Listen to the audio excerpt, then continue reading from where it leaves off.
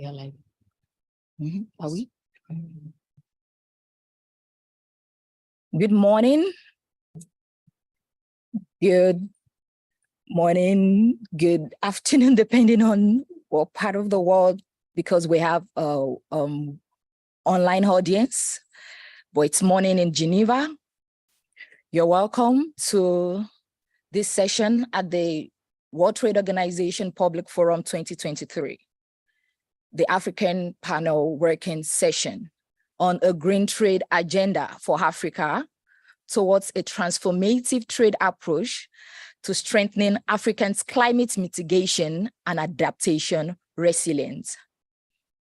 By way of introduction, my name is Gbemisola Oshadua, and for this session, I'm wearing two hats. First is as the session organizer for this meeting, and as the moderator, as your moderator for the next 75 minutes.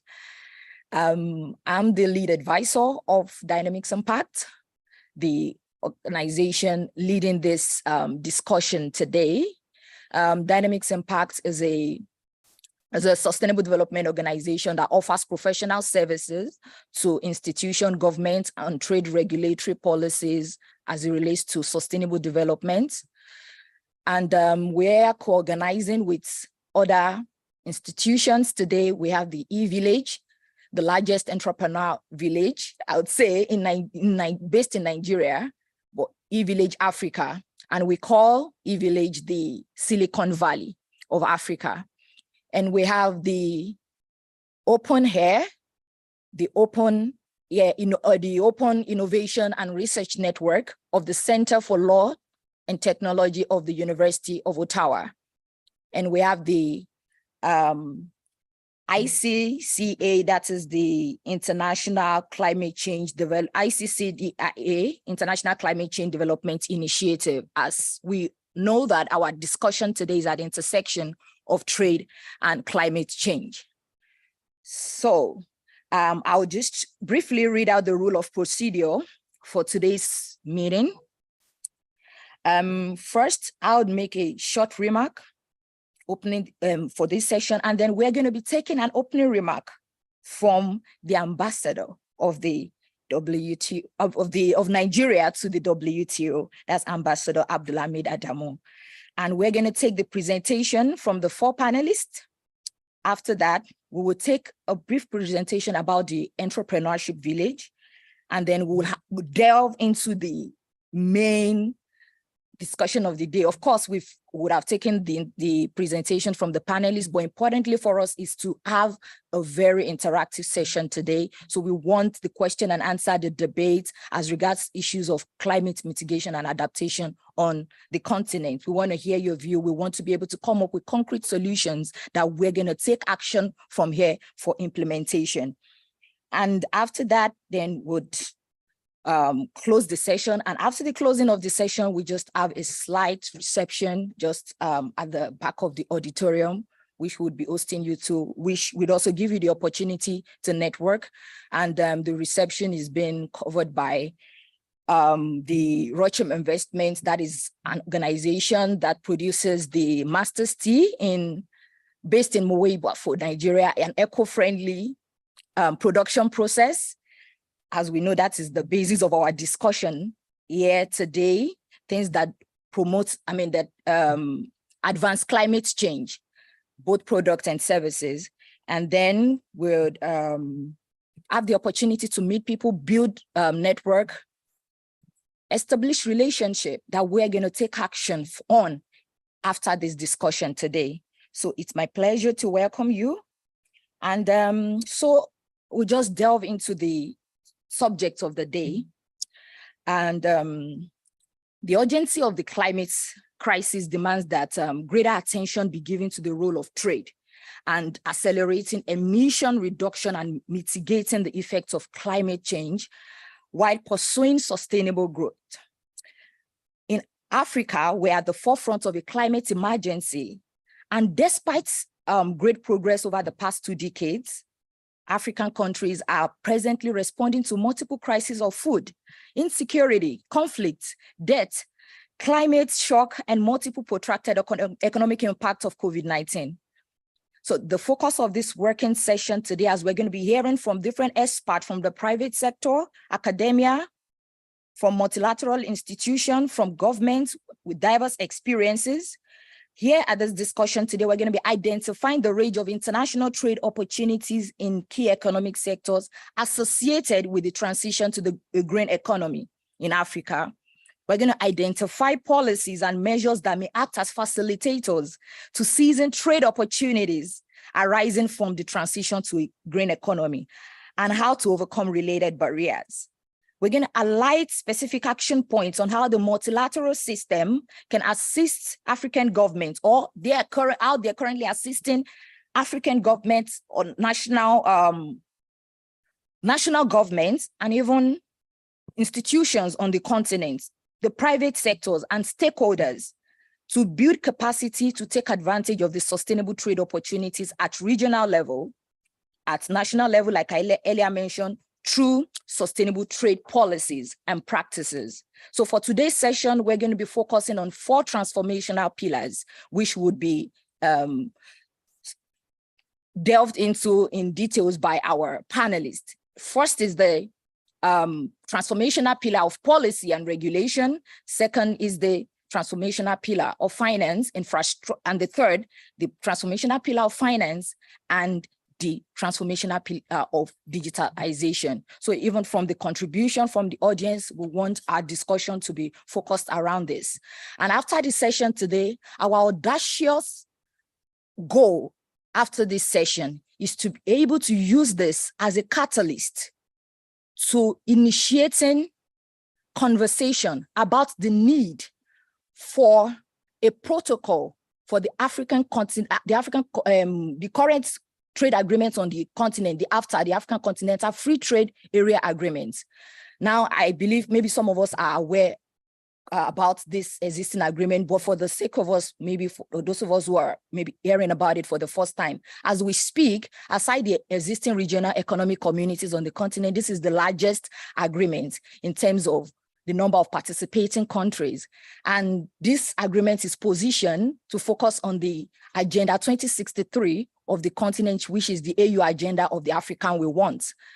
Now, this particular agreement has got different protocols, but as we speak, there is no specific protocol dedicated to issues of trade at the intersection of trade, climate, or environment. And we believe that after this conversation today, we are going to kickstart that process. So this is not just going to be an event, but the commencement of a journey. So ladies and gentlemen, I welcome you once again.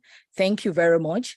And now, putting on my hat as a moderator for this session, we're going to be moving to the next item on our agenda, which is that would be taking the remark from the ambassador of Nigeria to the WTO, Ambassador Abdulhamid.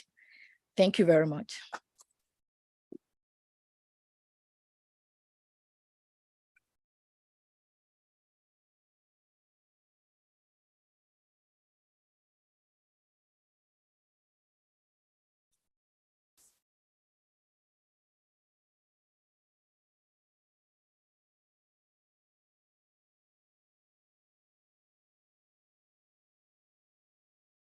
Yeah, good morning all, the team leader and your members, as well as the panelists, distinguished guests, ladies and gentlemen. It is indeed my pleasure and honor to participate in this working session on the Green Trade Agenda for Africa and to deliver the opening remarks. I wish to thank the organizers of this event, which avail us an opportunity to reflect on emerging challenges of climate change and how Africa can leverage its enormous green economy potentials, diversify its productive structures to drive development, and better use green trade to drive growth. I believe no one is in doubt about the threat posed by climate change, except if we choose to live in denial. As aptly captured in the Intergovernmental Panel on Climate Change, 6 assessment report, Africa is one of the most vulnerable continents to climate change and climate variability. Africa's major economic sectors are vulnerable to current climate sensitivity with huge economic impact, and this vulnerability is exacerbated by existing developmental challenges. Your Excellencies, distinguished ladies and gentlemen, in an effort to increase production and trade capacity, countries are tempted to implement policy that incentivize pollution incentive production activities over exploitation of marine and natural resources, thereby contributing to global warming. Environmental degradation and disruption of marine and other ecosystems, these actions continue to trigger some environmental issues such as extreme weather events and rising sea levels that affect trade. In some regions, flood, drought, strong wind, and other extreme weather conditions adversely affect production as well as supply, transport, and distribution chains infrastructure, especially marine shipping. What is clear is that this mandate challenges will hinder the attainment of the 2030 Sustainable Development Goals. As indicated in the 2023 Sustainable Development Goals report, it is the world's poorest and the most vulnerable who are experiencing the worst effect of these challenges. We therefore need to work collectively to address these challenges through the utilization of available technologies, resources, and trade to reignite progress toward achieving SDG and create a better future for all. I believe Africa possesses enormous green potentials that, if well harnessed, the continent could become a key driver of global green trade. This is because the continent's green business opportunities are abundant. Africa is blessed with abundant solar, wind, hydro, biomass, and geothermal resources. Furthermore, it has a vast untapped ocean renewable energy with potential to generate between 100 to 400% of current global energy demand. According to the recent study by UN Environment Programme, UNEP, Africa's private sector can bolster its green agenda and drive increased GDP, higher income per capita, create tens of millions of jobs, and foster collaboration between government, businesses, and local government. Conventionally, countries with comparative advantage drive greater benefit from trade. As aptly captured by the DGWTO, Dr. Ngozi Okonjo-Iweala, during the working session on trade, global economy, and climate nexus, it's time for Africa to leverage what is green as to optimize its benefit from green trade. This will require concerted effort toward the building of African green economy through sound policies, strong leadership, and good governance, nationally and continent-wide, to promote structural transformation, green industrialization, and the integration of African economies into global green value chain. We need to mobilize green finance and attract sustainable investment to unlock our green productive capacities. Furthermore, we need to adopt and maintain trade and investment policies that will make Africa a progressively easier place to start and grow green business so as to attract sustainable investment, improve competitiveness and growth, increase local supply capacity, and create jobs. This will be crucial if we are to optimize the benefit of the AfCFTA, as well as global green trade, and actualize Africa's Agenda 2063. In addition, we need to strengthen global partnership and cooperation to unlock financing for green industrialization, green transition, and energy access, digital transformation, and sustainable growth in Africa. Let me seize this opportunity to call on developed countries to fulfill their commitment to provide financial and technological support toward green in Africa.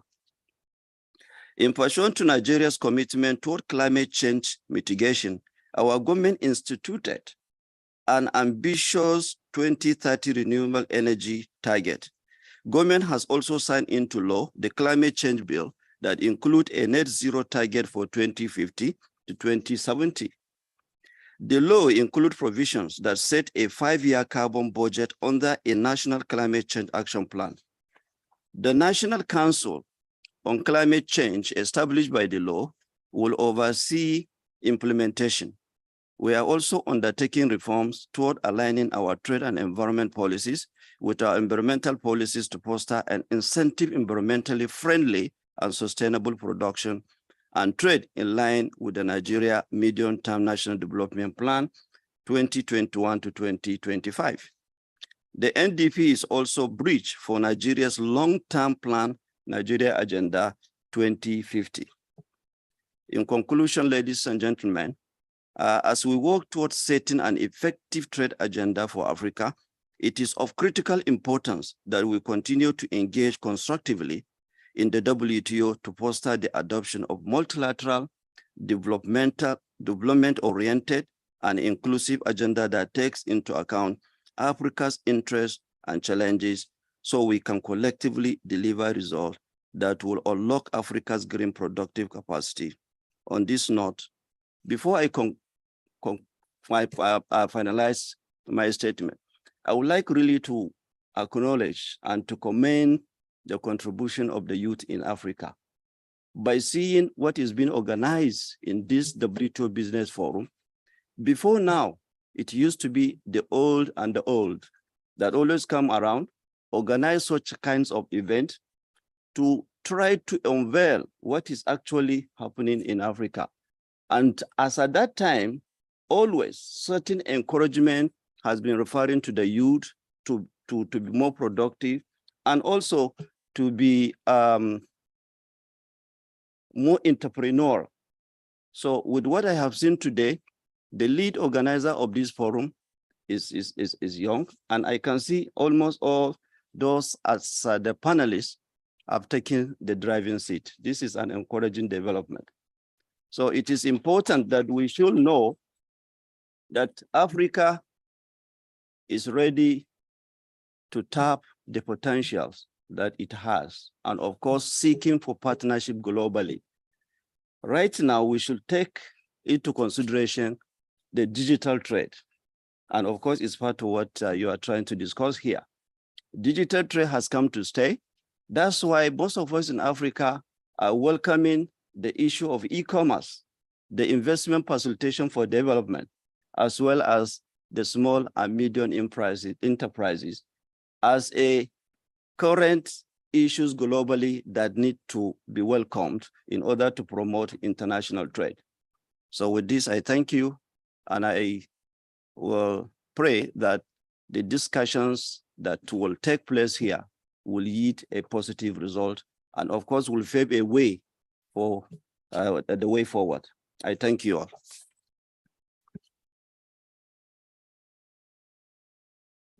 Thank you. Yes.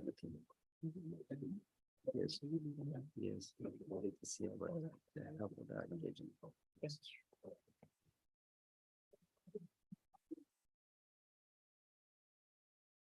Thank you very much, Ambassador.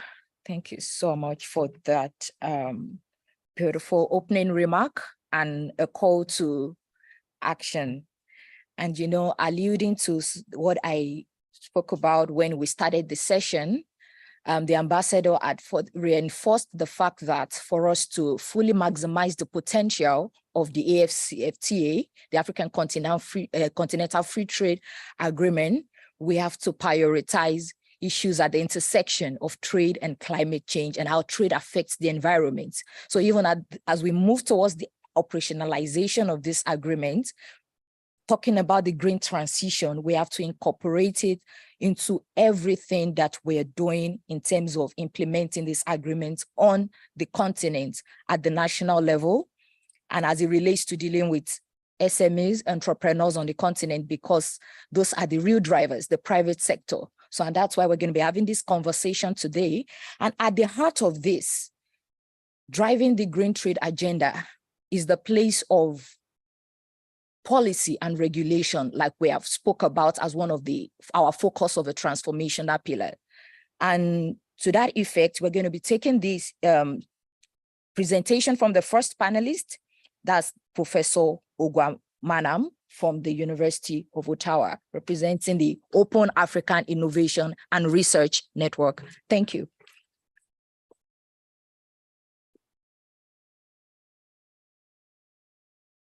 It's such a great opportunity to be here with you. And I thank Ms. Osedwa.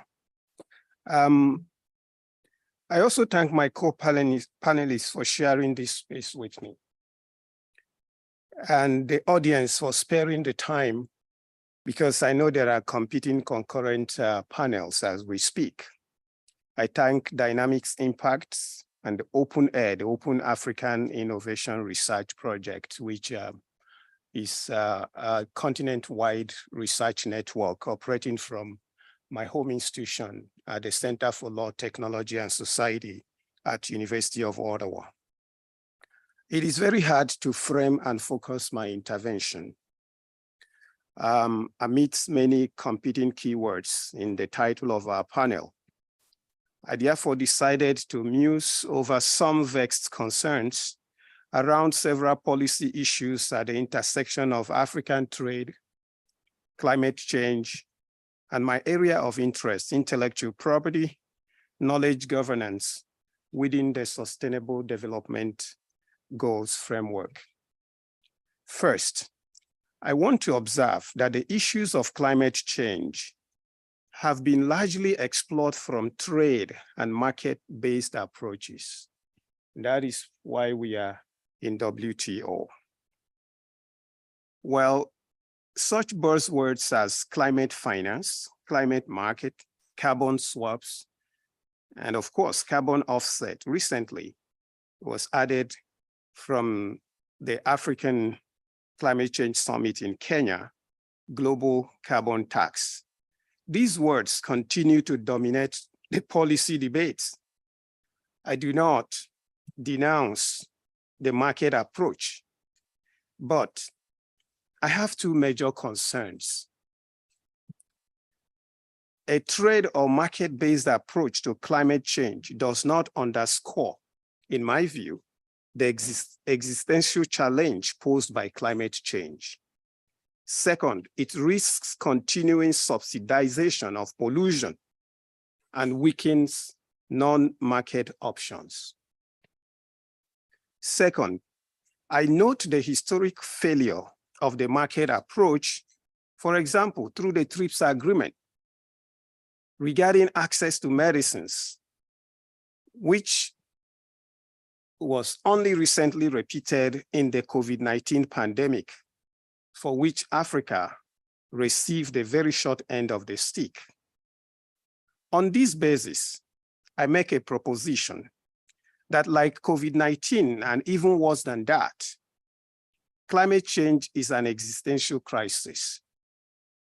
It is a global pandemic of a more dangerous proportion in terms of its inequitable effects on the African continent. As such, a market-based approach, which woefully failed in access to medicines, is least likely to succeed in climate change. Third, this leads me to the nature of climate change mitigating technologies, especially those that focus on renewable energy and energy transition, specifically solar, fuel cell, and as some of us know, thermal energy, and of course, wind.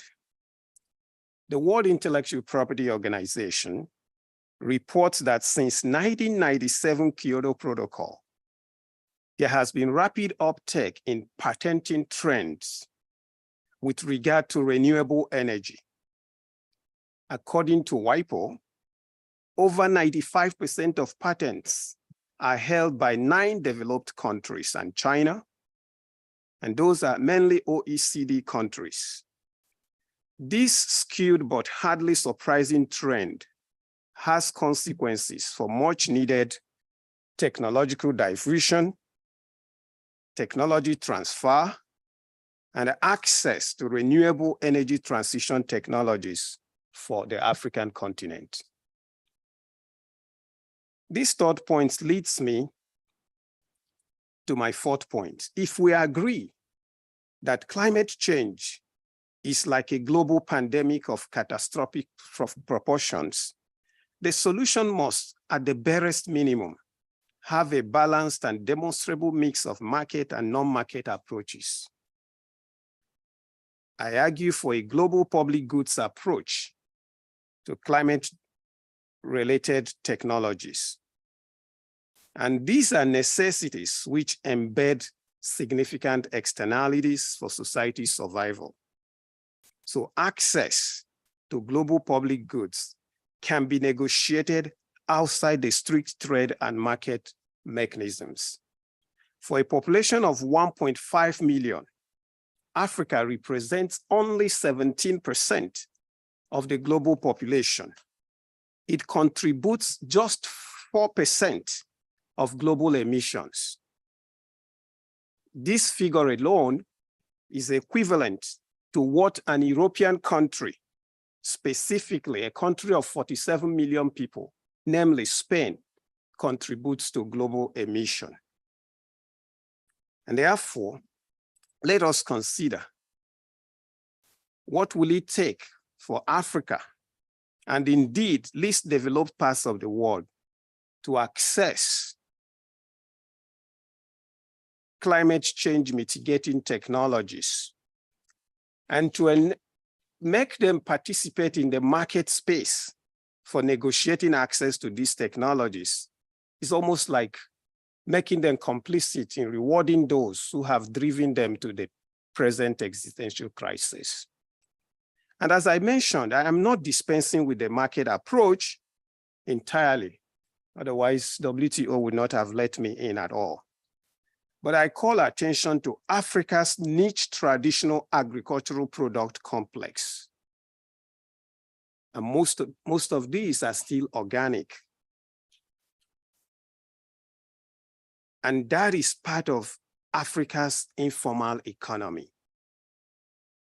So that economy is largely driven by women in rural Africa. The undergirding knowledge production for these premium agricultural products, including other creative repertoire on our continent in designs, arts, and crafts, they are constituted by sustainable traditional knowledge and traditional cultural expressions with modest environmental imprints. And this is where intellectual property comes in. So using a variety of trade instruments, such as geographical indications, which has served Europe very well historically. Using this kind of tools and being proactive in current efforts at the World Intellectual Property Organization for the mainstreaming of traditional knowledge and traditional cultural expression, Africa stands to pursue better bargains in global market to support environmental and climate-friendly informal economy. A policy space for grassroots-focused, inclusive trade, using low-hanging fruits of intellectual property and leveraging the continent's factor endowments in traditional knowledge and creativity. Those are capable of incentivizing a powered green economy that could modestly contribute to Africa's less impressive performance on sustainable development goals. Folks, the point here is this. We need to begin to make the issue of technology access in relation to climate mitigating technologies matters of global public good. I do not know of anybody in my audience, whether online or in person, who would doubt that climate change is an existential crisis. And therefore, we cannot thread our way out of it. Just as the market system has not served us well, we should begin to think in terms of creative intellectual property and knowledge governance alternatives that will help us to really mainstream Africa's concerns in this very space. Thank you very much.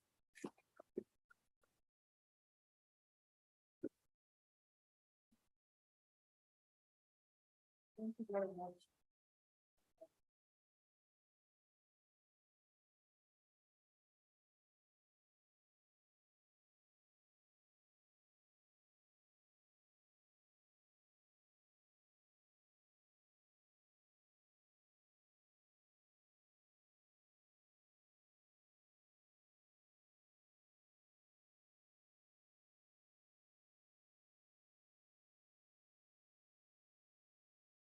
some of the propositions made by Professor Ogwa Manam. But then before that, we're going to take the presentation from Ambassador Traore. Thank you.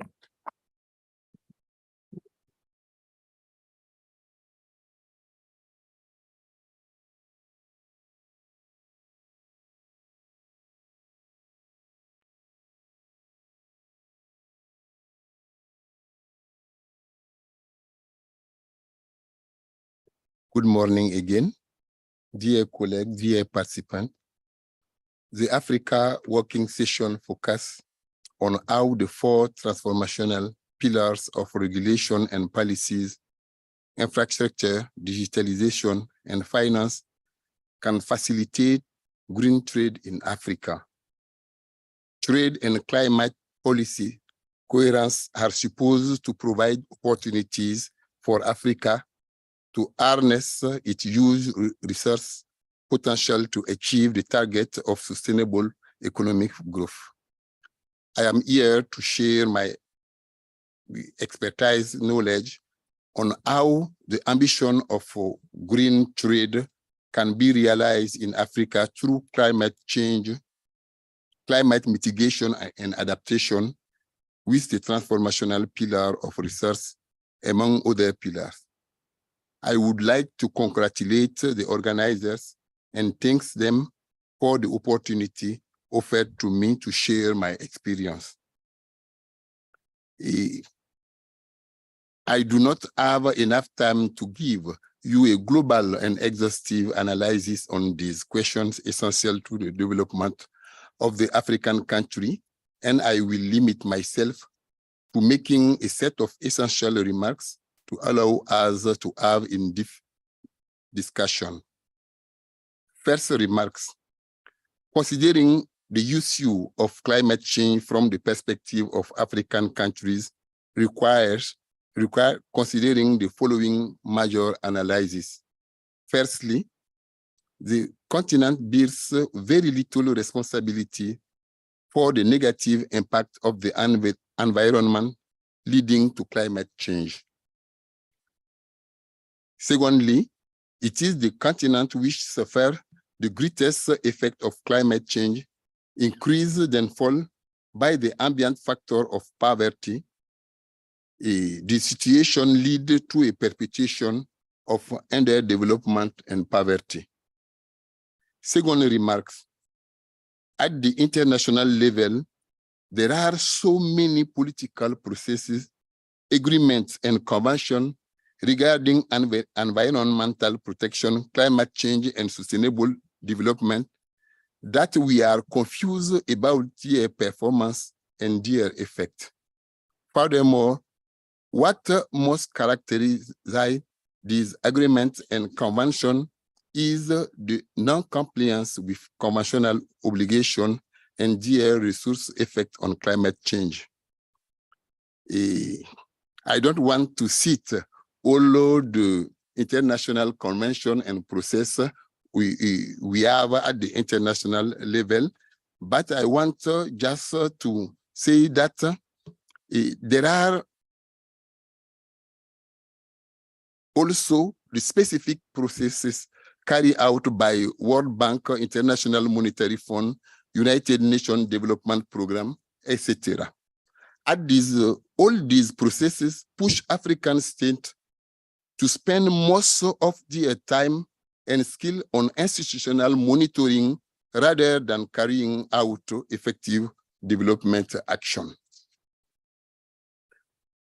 Third remark, in relation to Africa and climate change, we cannot consider the question in terms of conventional obligation regarding gas emission because the continent is far below acceptable standards.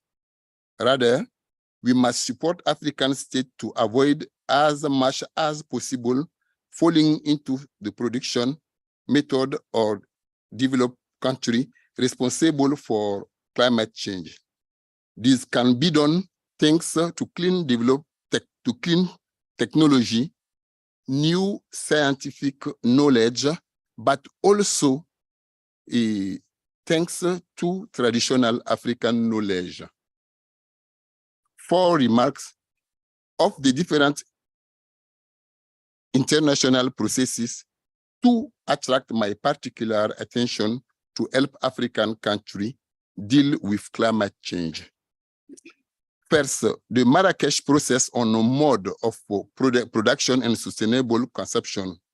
Its implementation can lead countries to pursue policy adapted to the challenge of climate change.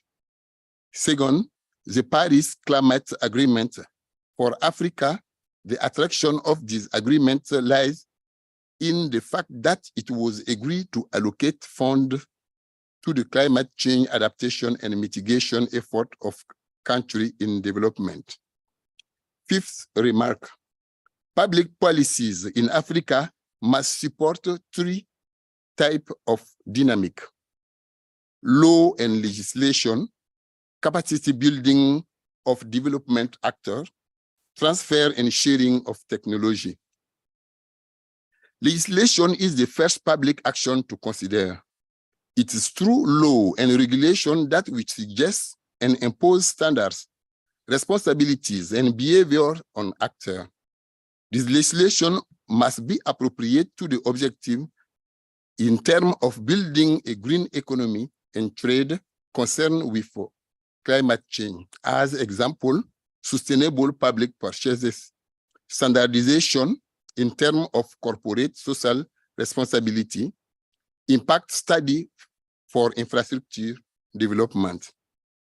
The second major public action to consider involves policies to strengthen the capacity of stakeholders, their assistance, and their support. Companies and producers who are essential actors in development and growth must be introduced and trained in the notion of and concept of the green economy and trade, and understand what this represents in terms of future opportunities. The third action concerns the transfer of technology and their popularization.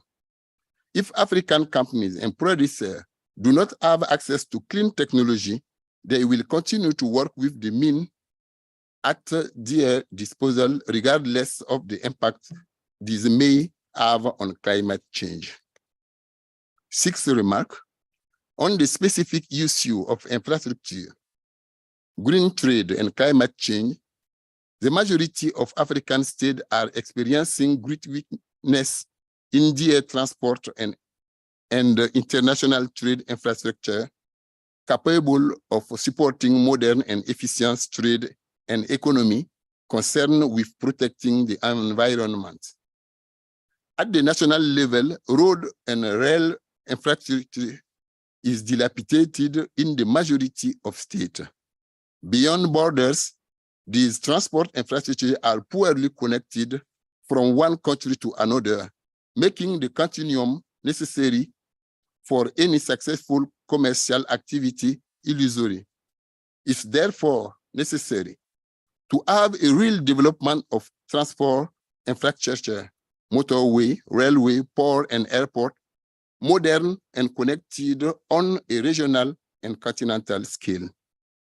It's also necessary to respect a strict compliance with environmental impact studies in the context of the construction of the infrastructure in question.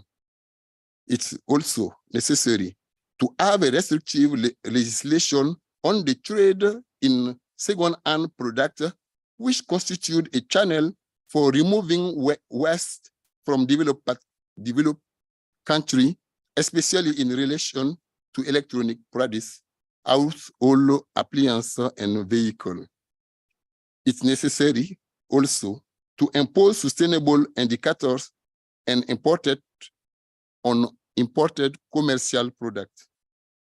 It's also necessary to impose quality standards for vehicles and standards related to the weight and volume for products transported. It's also necessary to have environmental legislation appropriate to the transport and trade sector. 7th remark. Finally, trade is to economy what breathing is to the human body, essential. But without adequate infrastructure, it will be impossible to have modern commerce adequate for real development.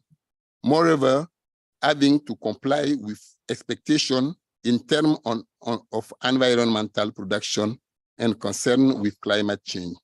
This is generally my take on the question. Hoping to have met your expectation. Thank you for your kind attention. And sorry for my English. I am from a French-speaking country. I do my best to. Thank you so much. Thank you. Thank you very much, Ambassador. Thank you for your presentation. And then we'll have more time to interact based on that during the interactive session. So quickly, we'll take the presentation from Ms. Azul from the Country Manager International Trade Center, a joint agency of the UN and the WTO. Thank you.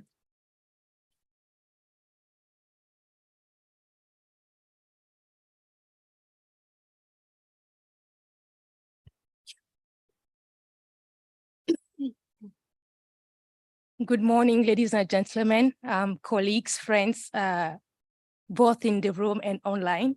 A warm welcome to you all. Pun intended, of course, the very warm welcome. I would like to start referring to the ambassador's speech when he was mentioning that youth was taking the stage on, addressing climate change. And I want to go on the way around to say that we were also pleased to see that African leaders are actually taking also action. Because 12 years ago, when I was submitting my thesis on sustainable agriculture, it appalled me to see that our leaders back then were not aware of the issue of climate change. So the role of trade in improving the environment and supporting the SDGs has increasingly come into focus across Africa. The just concluded African Climate Summit in Kenya just show us that we are ready to take action.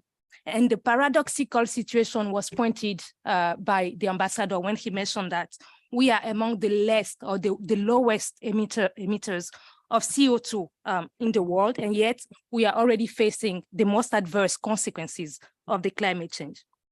Simply look at 2023, drought, floods, storms, wildfires across the continent, from Kenya to Morocco, from Rwanda to Libya. Extreme climate events are hitting the continent, and the impact is already being seen on our GDP, on our growth. Here is a statistic. Africa has been losing between 5 to 15% of its GDP per capita growth because of climate change. And we can even go further. By 2100, it's estimated that we will be losing about 64% of our GDP. So the continent is now faced with an unprecedented development challenges. Poverty reduction within a carbon-constrained global economy, narrow fiscal space. We know all about the issues of debt across the continent, adaptation to the physical effects of climate change, and regulatory changes to support green transition. So this is quite an agenda. And we know, not just ITC, the International Trade Center, but all the development world is aware that MSMEs, that is micro, small, medium and enterprises, can deliver on both climate stability and the expansion of economic growth. Let me tell you briefly why at ITC we are backing so much MSMEs in this green transition journey. They are the economic backbone of the continent, accounting for close to 90% of all businesses. So you have an idea of the market concentration. They are flexible, more adaptable to market change than large corporations you can see across the continent because of their size and their structure. They can deliver local impact, particularly those that are led by women, youth, indigenous communities who have deeper ties to local communities and making their influence on those community behaviors and practices very profound. They are custodian of everything innovative, including on the much needed solutions to effectively decarbonize and respond to food insecurity, health issues that are impeding the continent and the world. And finally, the job creation potential. But despite this catalytical potential, transformative potential, we are witnessing a transition that has been focusing on, large firms, governments, other kind of actors, rightly so. But there is no way we can do this, achieve this green transition without MSMEs. I mentioned that they constitute 90% of all businesses across the continent. Now that I have touched upon the who, the MSMEs and the why, let me take you briefly through the hows and the what. How are we going to do that? And I will mainly focus on 3 issues. First, access to information. African MSMEs continue to be disproportionately affected by climate change and lack of resources to respond to those issues. One underlying issue is access to information for key actors, starting by MSMEs. And that's why the first priority for us, both policy actors, policymakers, development partners, etc., need to provide data, evidence, and analysis on the needs of MSMEs. Without that, policies and programs that are being crafted or shaped for those MSMEs will prove ineffective, or worse, they will be delivering more harm, in particular for already vulnerable groups, women, indigenous communities, youth. Access to information also means demystifying the nexus between trade and environment for MSMEs. Yes, many of those MSMEs, they are aware of the need to transition and they are willing to do so. But there are so many that are not. The other day, that was back in June in Kenya, I was discussing with a company, with a lady who owns a fashion company. I love fashion, who doesn't? And she was involved in cotton textile, and knowing how cotton production can be unsustainable, I was raising with her the issue of sustainability. And she said that thing that puzzled me, saying that, oh, sustainability, green, it's such a hype. It's a trend that people are following and they are too busy making profits. And that puzzled me because I get it, this talking green to a company whose future may be dark or gloomy may sound unreasonable. And what I told her was that climate change is everyone's business, and especially for those in business.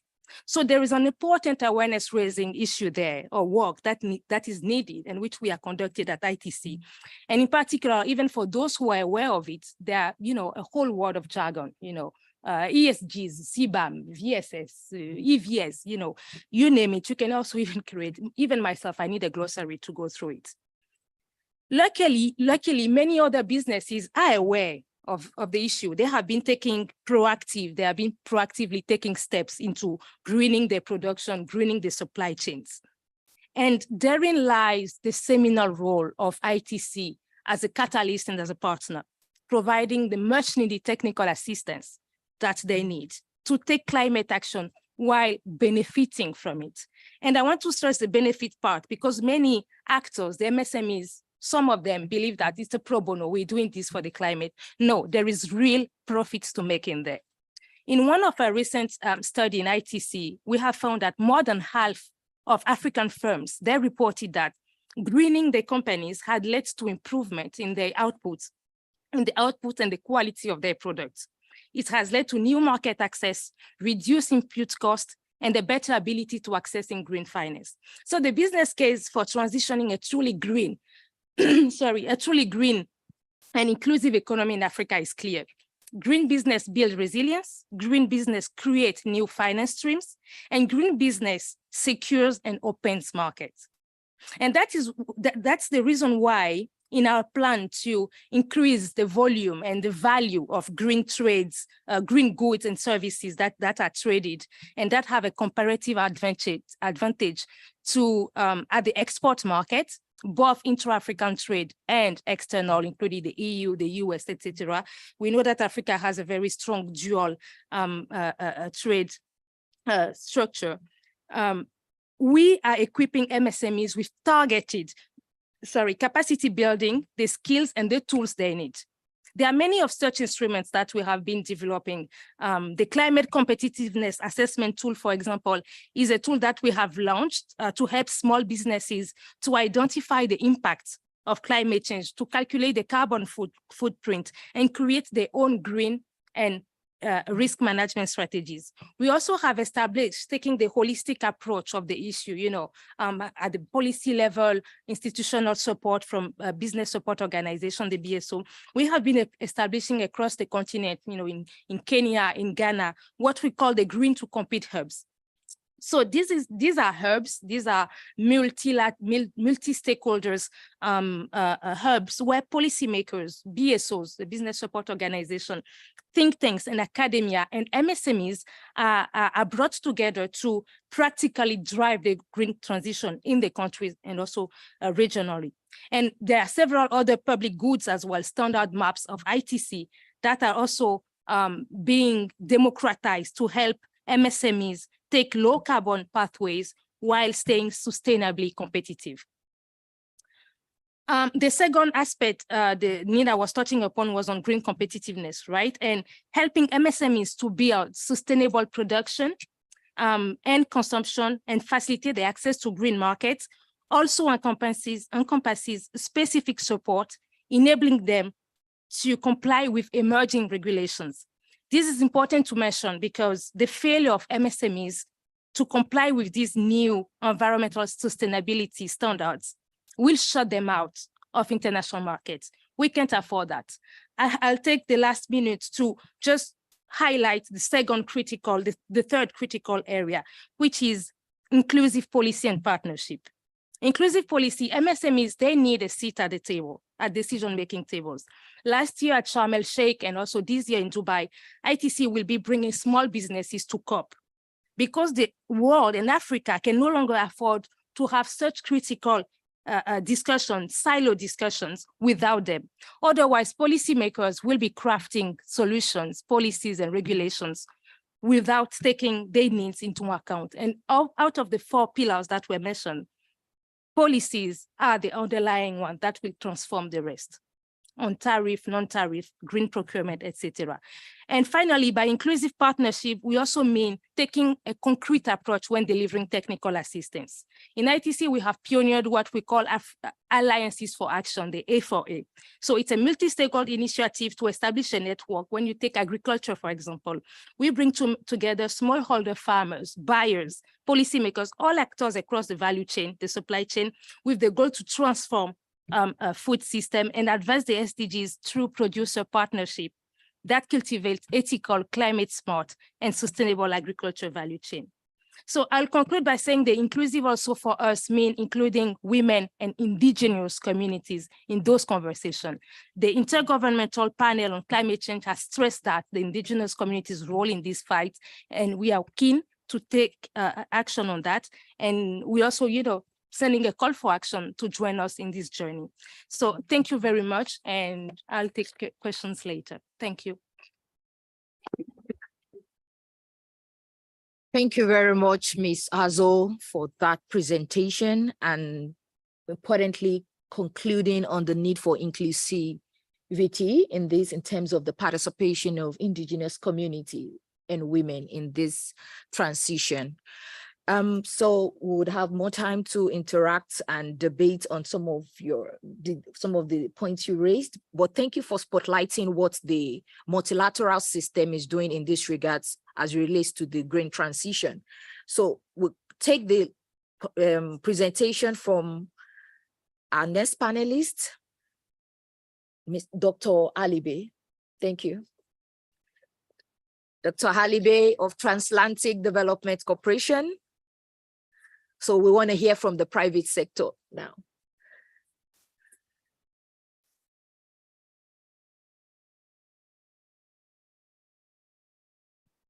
Good morning, everyone. Can you hear me? Good morning. My name is Bankole. I'm Dr. Bankole Alibe. I'm the managing consultant at Transatlantic Development Limited. We advise large corporates and multinational on environmental and social governance and other sustainable solutions. So I'll go through this presentation very quickly, very few minutes. I'll try to go through the presentation, but I can't go through the details. So I'll be very quick with it. I want to start by saying that who you trade with and how you trade in terms of your terms of trade and your conditions of trade determines the future of your economy. And who you trade with determines if you're going to be in business tomorrow or not. That's the first point. The second point is that looking at the 4 pillars of trade, it is empirical for all of us to see that the regulatory requirement for trading will determine again if you would succeed or not. Now, I want to make bold to say here that the concept of green trading is beyond carbon emission and carbon control. And that has been the narrative. Unfortunately, we overemphasize the concept of carbon emission when we talk about sustainability. As an expert in the subject matter, I dare say that when we say green trade and when we say sustainable practice, we're not just talking about carbons or critical gaseous emissions. We're talking about the total sustainability framework, which affects the planet, the people, and even the profitability of businesses. So I'll take it very quickly. This is evident. So the benefits of green trade is great. Let's start with the fact that 63.7% of Africa and more are involved in land-based livelihoods: fishing, farming, cattle herding, industrial and artisanal mining. This means that our natural and eco-capital system determines the future of the planet, of the continent. If we are unable to protect our natural capital, we do not have a future as a continent. So it is critical for us to take the narrative of green trade and sustainable trade beyond the carbon emissions or greenhouse gas emission to the totality of what exactly happens to our ecosystem, our biomes, and our people. So looking at the transformational pillars of regulatory and policy requirement, digitization, infrastructure, and finance, I'll take the regulatory and policy in the first instance. I'm just here to ask questions and just to set us to think. What are the regulatory requirements in terms of sustainable trade across Africa? Let's take the AfCFTA example. What exactly are the regulatory requirements set up by African Continental Trade Agreement that stipulates that these are the standard procedure to protect the planet, to protect the people, and to protect profitability for indigenous companies and other investors that are bringing in foreign direct investment into the continent? How are we so sure that this regulatory requirement protects the local economy? How are we so sure that a continent like Africa, which is mineral rich, green energy rich, in lithium, in nickel, in copper, and the rest, how are we so sure that the regulatory requirement actually allows Africa to put together these resources to emerge as the powerhouse of the EV technology, for example? We can't continue to take a backseat when we're supposed to be living the narrative. We need to take action. And that action is an action of collaboration to think through the process, not just a question of staying individualistic, but collaborating to make a difference. The next one is the digitization. For me, digitization is just about innovation. You can have the best digitized process in the world. If you do not innovate with this, what you don't use, you lose. So ultimately, the concept of digitization needs to play into the wider narrative.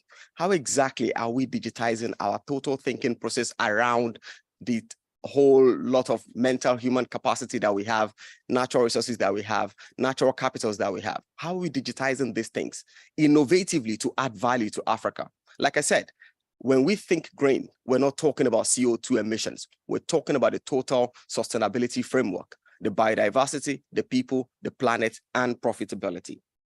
The next point I would like to go to is infrastructural development. It's interesting to note that flights within Africa, flying from, let's say you're flying from Lesotho to Egypt, or you're flying from South Africa to Namibia, from South Africa to Nigeria, is sometimes often more expensive than when you're flying from any part of Africa to Europe. Do you know why? Because there is no critical infrastructure that connects those areas. So you sometimes have to fly to Europe to fly to Africa, which is weird. Sometimes you have to critically produce raw materials in Africa and take them to Europe for refining. I was in Liberia many years ago, and Liberia, with all the production of critical precious stones, and Sierra Leone do not have a single diamond cutting or processing plant. Many countries produce copper in Africa, but they are refined outside Africa. Africa produces nickel, cobalt, copper, and all the rest, but there is no standardized EV battery production infrastructure in Africa that can service the continent. It's scary. And finally, I'll be touching on finance. The finance sector, the financial sector, is the powerhouse of any economy. If the financial sector loses it, the economy is doomed. Now, there are lots of financial small players across Africa, which are supposed to be multilateral actors. These multilateral actors are so spread thin to the extent that they cannot produce tangible results. Many African infrastructure development capacities are sought outside Africa, which means that when you need to develop critical infrastructure like a critical rural infrastructure or underground tunnels, you look to other continents to provide that service because you cannot fund it. Whereas if all these 63 or odd multilateral financial institutions in Africa can actually collaborate, they can fund 10, 20, 30 billion US dollars worth of infrastructure, which would mean that we do not need to go outside to solve a local problem. And until we can continue to think like this, we would have serious issue. Another part of finance is financial inclusion, financial collaboration, digitization of the financial sector, regulatory reforms, and other actors. Now, I would like to, I don't know, I think my time is up, but I'd like to start to end by saying that the future of Africa, when it comes to sustainable practice and sustainable development and the green trade system, starts with thinking within and socially creating an integrated system that helps Africa to solve her problem locally and sell that solution to the world. Africa is resource rich and we have no business being poor in terms of good trading. Thank you.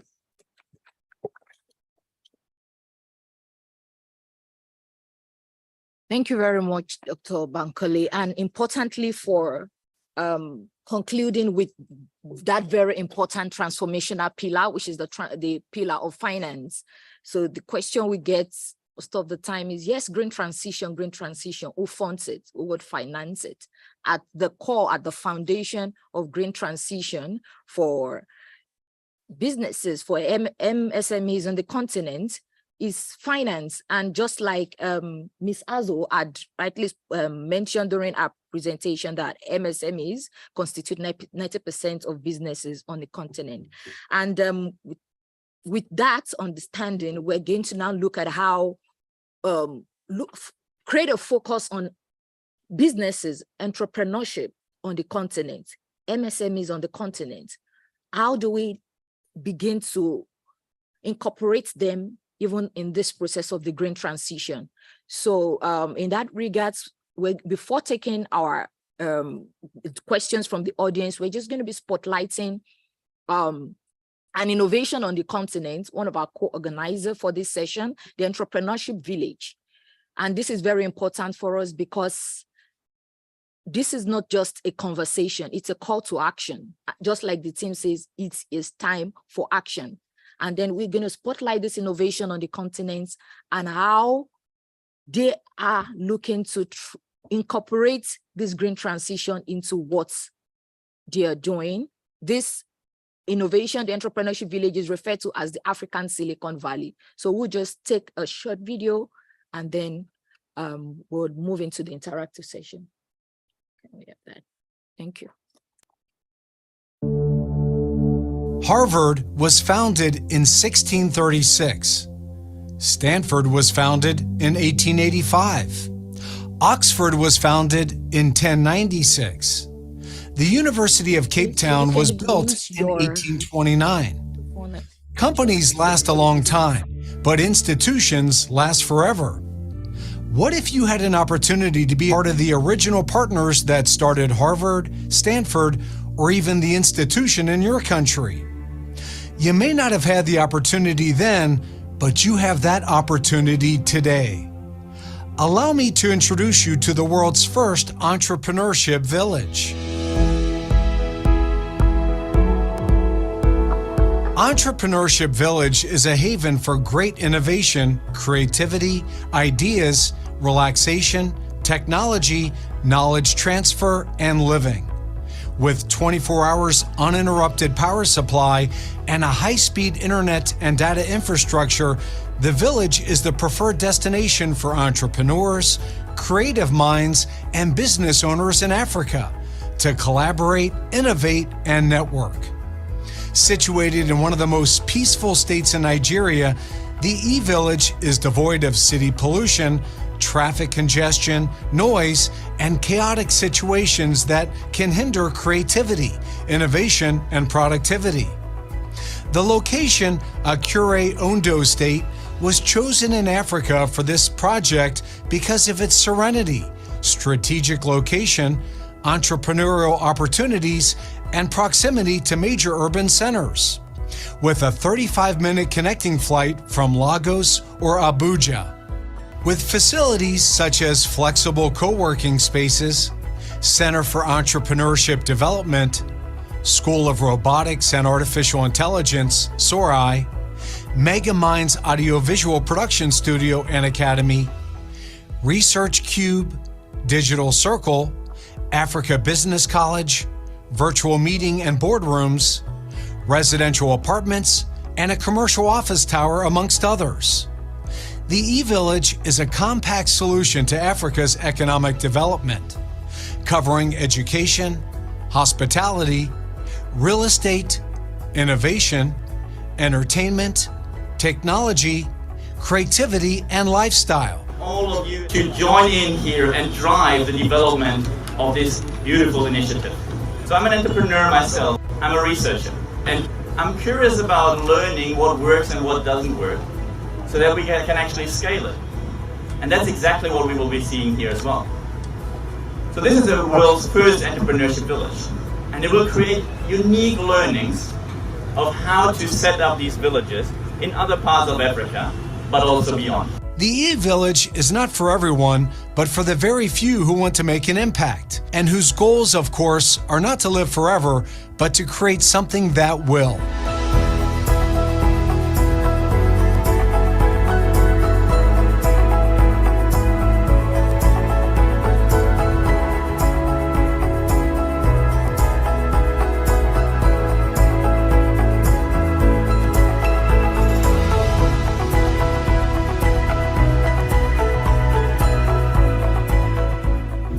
Beginning of the construction of the e-Village, one of its kind, not only in Nigeria, not only in Africa, but in the world. If you can achieve this much alone, how much more can we achieve together?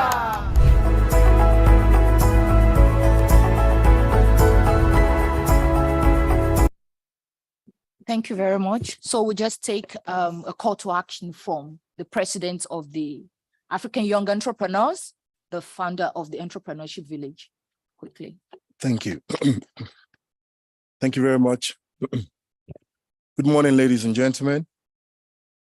The former Prime Minister of the United Kingdom, Gordon Brown, said 2 days ago in a speech, and I quote, he said, "The world's greatest innovators and creators and inventors also have blind spot. They miss out on opportunities as well." But he said something quite profound. He said that the blind spot reminds us.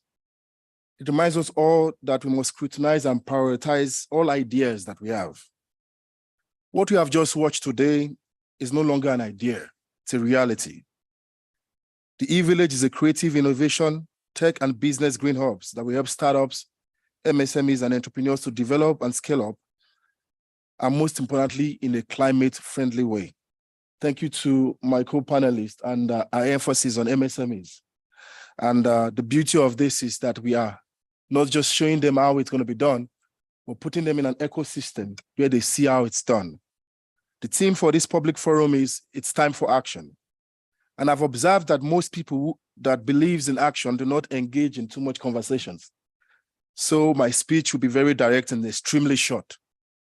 Ladies and gentlemen, our topic in this room, a green trade agenda for Africa towards transformative trade approach to strengthen Africa's climate mitigation and adaptation resilience. This agenda can be created for entrepreneurs and MSMEs, but it might not last if we do so. But if we create it with them, there's a huge possibilities that this agenda will be adopted beyond generations. In the words of Benjamin Franklin, he said, "Tell me and I forget. Teach me and I remember. Involve me and I will learn." We're not just building an eco-friendly environment for businesses and entrepreneurs to thrive, but we are creating a lifestyle that they can adopt in the green way of doing business and also replicate it in their own businesses across the continent. Our power generation in the e-Village is 100% renewable energy.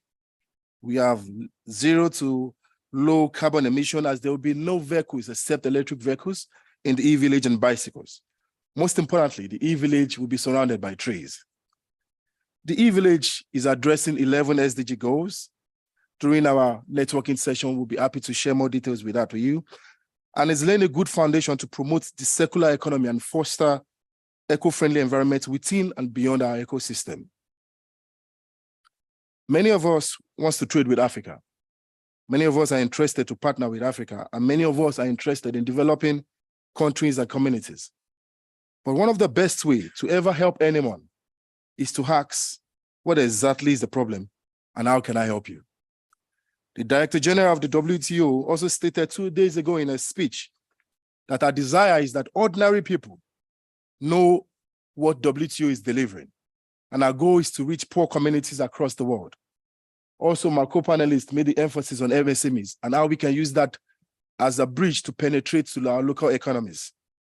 The e-village was born out of a problem where our organization, Africa's Young Entrepreneurs, the largest and foremost entrepreneurship organization in Africa, that identifies and showcases and empowers entrepreneurs to improve and scale up their businesses for poverty eradication, job creation, and economic growth. We have identified the challenges faced by entrepreneurs across the continent, and the report indicated that prominent lack of business education, low entrepreneurship literacy, and a lack of entrepreneurship ecosystem and infrastructure. The e-village is a catalyst and a bridge to not just reach and empower entrepreneurs, but to in turn ensure that they directly and indirectly empower their local economics, and this time in an eco-friendly way. Ladies and gentlemen, I would like to end my speech by inviting you to join the e-village, but I won't do enough justice if I do not also invite you to Ondo State, Nigeria, which is the pilot location for the e-village. Ondo State is one of the most kept secrets of Africa, one of the states with the largest mineral deposits in Nigeria and a huge talent bank, governed by a visionary leader, Governor Oluwarotimi Akeredolu, who has created friendly policies and conducive environment for investors and collaborators. Let us also remember that Nigeria now has a new government with a renewed hope, an administration of President Bola Ahmed Tinubu, who is intentional about investments, attraction, and sustainability. As I close, I would like to commend the great work of the WTO, the leadership, the team, and of course, the organizers of this great room. I am happy to engage more with those who are ready to take action and act now on this global impact and legacy project. Ladies and gentlemen, I hope your elbows are strong enough for the multiple handshakes of collaboration we're going to be having. And I hope your ink in that pen is refilled or filled for the signatures and signing of MOUs and contracts as we engage in a partnership that will transform the continent and of course the rest of the world. Thank you very much for your time. Thank you very much, Mr. President of the African Young Entrepreneurs, and thank you for that call to action, because it is time for action. So we'll quickly move to the floor with the few 1-2 minutes we have. We'll take a quick intervention from Mr. Chris Mbanefo on digitalization aspect of the green trade transition. Thank you. Thank you very much. Greetings to everyone. My name is Christopher Mbanefo. I'm the CEO of an organization called OxyZen, oxy-zen.io, for those who want to know more. We've listened to very good presentations, and I commend each and every one of the panelists. I would just like to say that the time for action is now. And is it possible that we can do something? I would say yes. So I just want to say a couple of things. When we look at the total greenhouse gas emissions of about 50 gigatons of CEO a year, we can say that the absorption of the terrestrial carbon sinks is about 30% of that. If we equate that to an economic value, you're looking at over $200 billion euros a year at a 50% discount of the current EU ETS prices. That is a value contribution that is not recognized nor included in any GDP calculation. So that's one food for thought. There are 4 points that I would like to raise. One, is it possible to establish? Chris, can we make it? Yeah, I'll make it quick. Yeah, thank you. There are 4 points that we can do right now. The solutions are here. Establish a peer-reviewed scientific metric to measure carbon sequestration. 2, establish a platform for greenhouse gas emitters to link with the established carbon sinks. 3, generate a revenue stream that goes directly to the owners of the carbon sinks, the landowners. What that means is that you're generating a revenue to indigenous communities and rural populations, thereby empowering them to do what needs to be taken according to their requirements for a bottom-up development.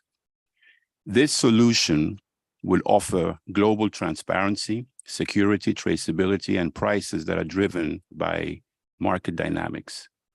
And this added value can then be recognized and included in the GDP evaluations of the WTO. We as Africans should be able to unite and establish a common position at multilateral forums, including COP28, etc. If we do that, we're able to get to the table with a solution proposition, not making a request for aid. We are here to do a deal. We have everything that it takes. Let's do it. Thank you very much.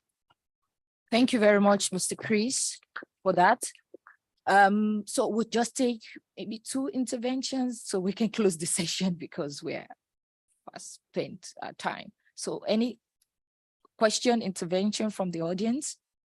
So we'll just take 2, maybe 1 from this side. There's anyone this side? Okay, I can see 2 ends, like maybe for balance, but we can, so we just take the 2 ends. So please, you have the floor. Yes, thank you. My name is Dr. Mtapa from the Trade Policy Training Center in Africa. I have but one question when we're looking at these sustainable agri-finance chain and finance instruments. Already, Africa is grappling with the thought of trade finance instruments that a rural local farmer cannot even manage how to use such instruments. And later on, when we are speaking of green bonds, how prepared are we to ensure that a typical farmer who's ready to be trading out there has the capacity to use and understand these bonds? Because we're talking of entrepreneurship. Let's not just look at the entrepreneurs that are well or acquisite in terms of knowledgeable, but there's one out there in a typical village who's lacking that knowledge and would need it. Thank you. Thank you. We'll take this. Is your question directed or you want a response from any of the panelists or anybody? Mine is directed to, we had our colleague who was speaking of the finance, the smallholder farmers, and our third speaker who looked at the fiscal space. That should be Lunmila also. Okay, so we'll take the second question. So we just take the response from the panelists at once. Good morning, everyone. My name is Mansour Ali from the WTO Trade in Services Division. I don't want to sound pessimistic, but I think that if we're going to be honest with ourselves, the green energy transition is going to take, a few decades to come true. But in the meantime, we're witnessing more and more severe climate-related disasters. And I think what makes Africa particularly vulnerable to the climate change is their over-reliance on agriculture. So economists have been advocating for so long for economic diversification, but to no avail. So my question is directed to all the panelists. What is holding African countries from diversifying their economies? Thank you. Okay, thank you for your question. So the first question we have was directed to Ms. Azul and I think Dr. Halibe, right? And then the second question is directed to all the panelists. So we'll take the response from Dr. Halibe and we'll take the round for the general question. This from Lola. Thank you. Thank you. Can you hear me? Yeah, so when you're talking about the farmers, so I work very closely in communities across Africa, and I mean across Africa, every part of Africa. So that's where the role of education comes in and digitization. So for example, in year 2000, For example, you need to physically take cash around Nairobi or Dar es Salaam or Mtwara to really do transactions. But with the advent of solutions such as M-Pesa, where you can digitally transfer funds, it makes it a lot easier. Now, what Africa needs is to now leverage this digitization with innovation. So there's need for us to now begin to create a multi-layered approach to digitization such that this solution in terms of understanding what carbon is. If you go to some part of the border between Tanzania and Rwanda, you see all these vine trees planted for many years. People just cut it down and then they just want to make charcoal. I've seen people cut down ebony trees to make charcoal before. So until we have critical education to ensure that we can leverage our level of technology with fintech, with extension services, we are going to lose the narrative. So we need to educate our farmers, create proper extension services, not just for smallholder farmers, but also semi-industrial agriculturists across the continent to understand what exactly exists in that ecosystem so they can use the available technology they have now, and also for educators to come into the system to leverage on that to provide solutions for them. So that's very critical: education, digitization, and innovation. Okay, thank you very much, Dr. Alibe. So, Ambassador Traore.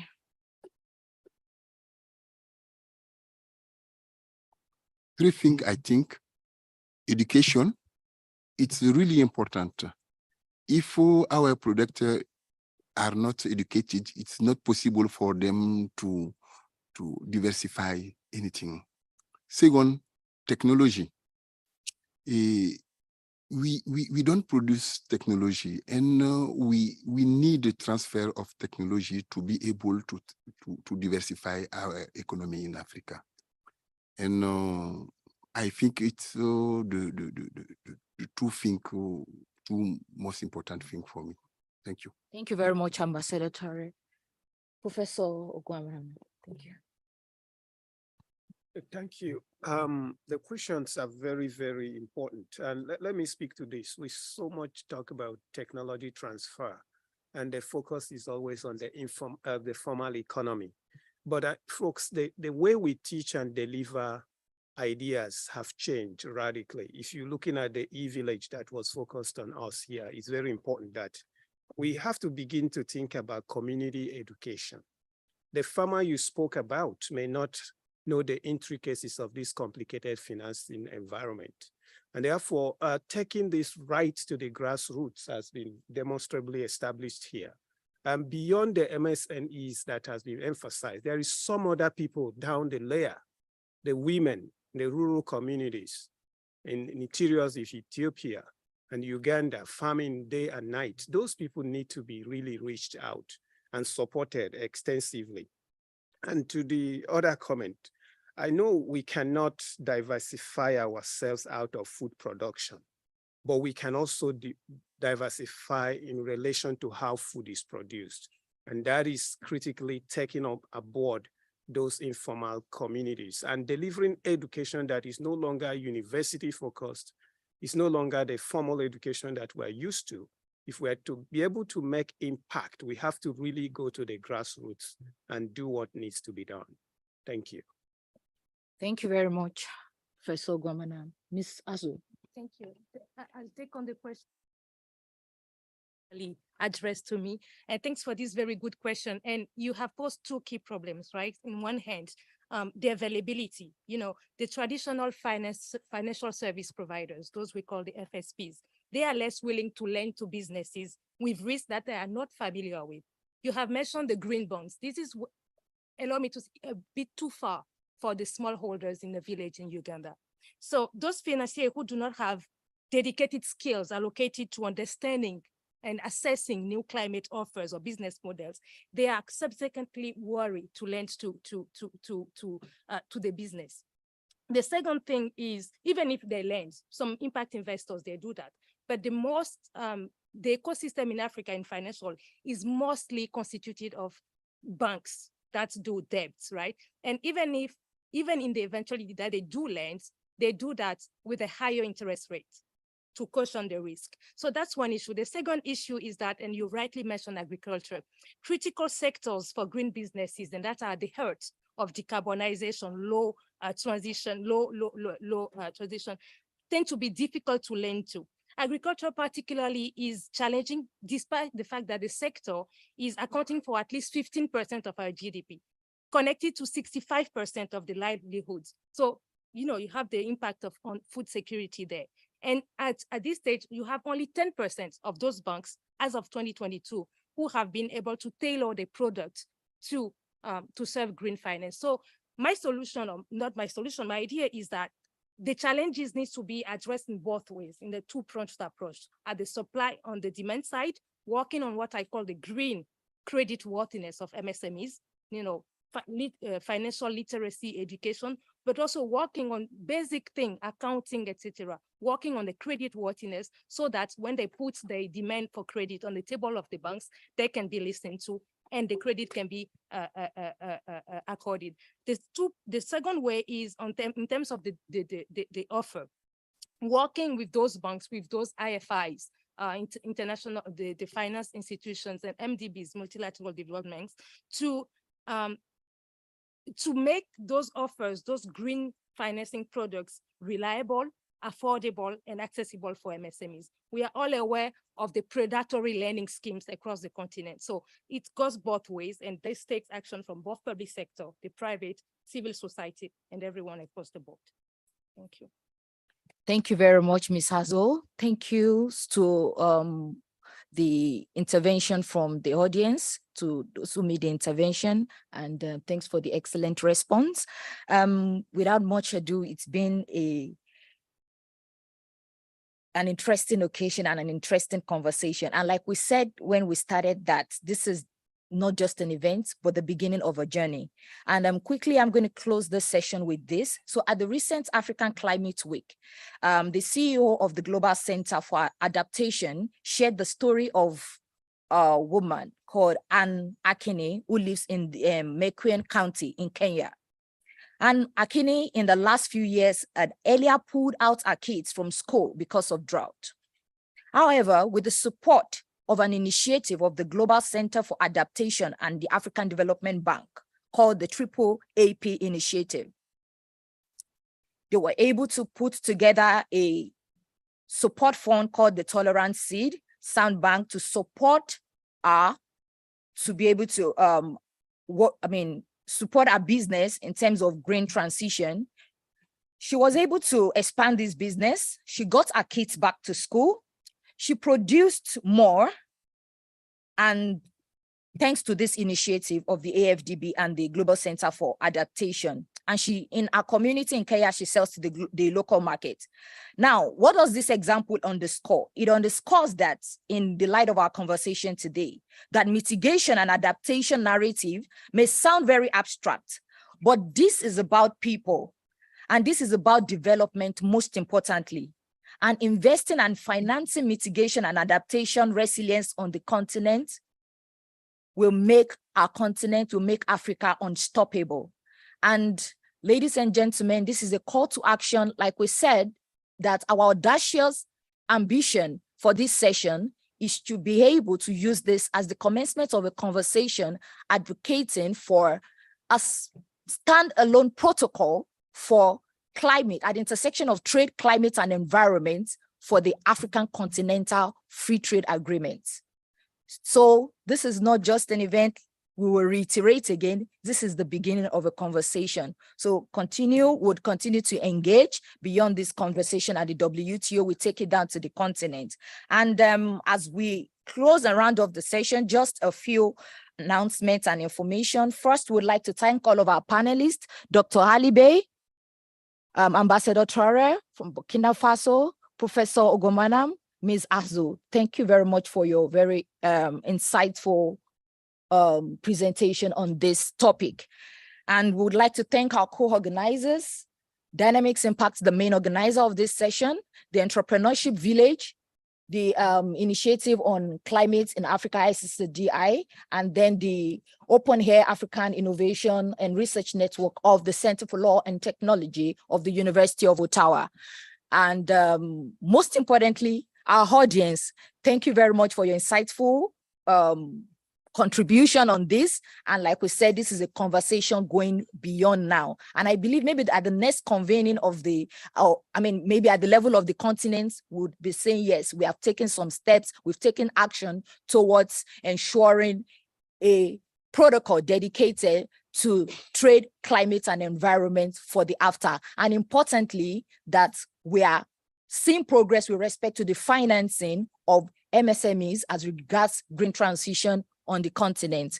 So we have a little reception for everyone, and importantly is about networking and forging relationships. So as we finish the session, just behind this same room, we can treat ourselves to that and also take that opportunity to meet people, forge relationship, forge partnership, that we can work together to take it action, deliberate action on the continent for the purpose of this green trade agenda and strengthening Africans' climate mitigation and adaptation resilience.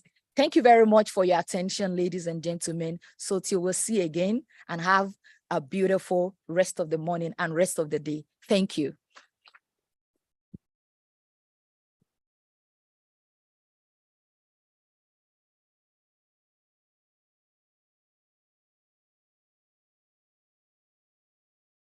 Okay, I've just been informed that the reception is now outside. So towards the end of the reception. So please network, meet people, make contact.